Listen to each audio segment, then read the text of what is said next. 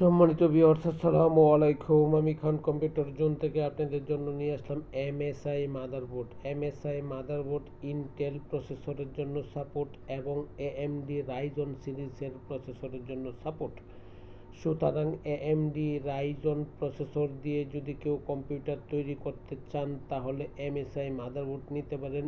All processor support করার জন্য যে মাদারবোর্ডটি, সেই মাদারবোর্ডটি এই মাদারবোর্ড।